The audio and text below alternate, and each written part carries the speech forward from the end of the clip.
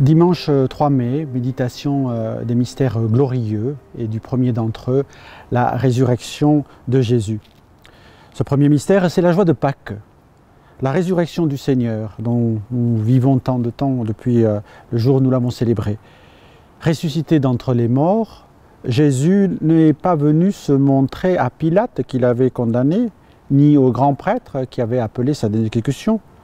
Il est venu se montrer seulement aux disciples, femmes et apôtres, et cela sans éclat, si ce n'est la lueur du jour ou le calme du soir. Jésus se manifeste aux femmes et aux apôtres.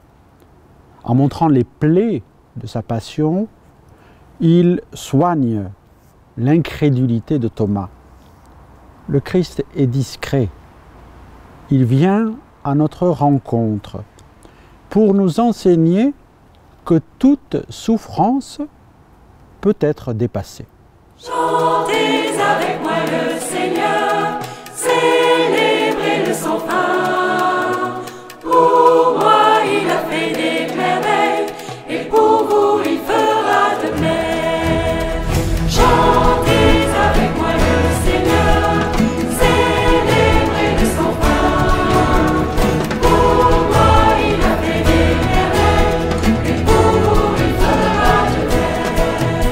Il a posé les yeux sur moi malgré ma petitesse. Il m'a comblé de ses bienfaits, en lui mon cœur exulte. Chantez avec moi le Seigneur, célébrez de son pain. Pour moi il a fait des merveilles, et pour vous il fera de même. L'abaissement du Christ, acceptant de mourir pour les pécheurs, nous apprend à être humbles. Sa résurrection, qui précède celle de ses fidèles, nous fait participer à son élévation. Si nous mourons avec lui nous vivrons, dit l'apôtre Paul. Si nous souffrons avec lui nous régnerons. De la deuxième lettre à Timothée au chapitre 2, versets 11 à 12. Nous célébrons avec ferveur la première de ces deux conditions de l'existence humaine quand arrive la commémoration de la Passion. La deuxième, nous la fêtons au jour de Pâques.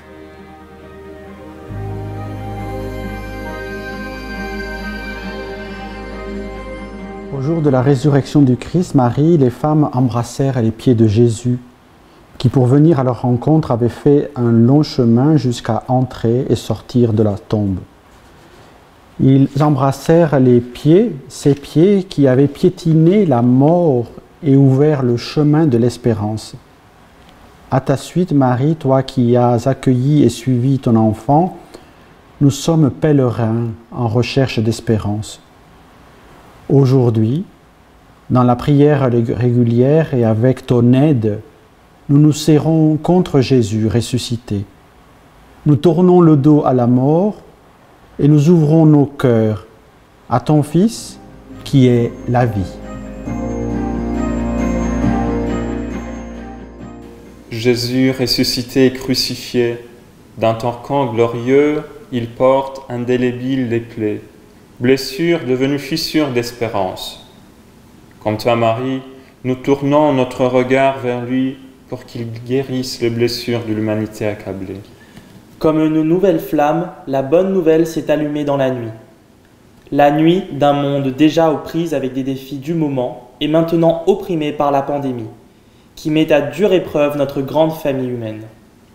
En cette nuit, la voix de l'Église a résonné. Le Christ, mon espérance, est ressuscité. Ô Marie, à Lourdes tu fais briller des cierges. Encourage-nous à devenir des porteurs de lumière qui étincellent dans l'obscurité. En ce nouveau dimanche, sans Eucharistie communautaire, nous éprouvons la fin du corps du Christ. Notre attente rejoint celle des apôtres. Nous reconnaissons sa présence au partage du pain. Ô Marie, viens apaiser notre faim et qu'au sein de nos familles et lieux de vie, nous ayons le souci de partager la parole de Dieu.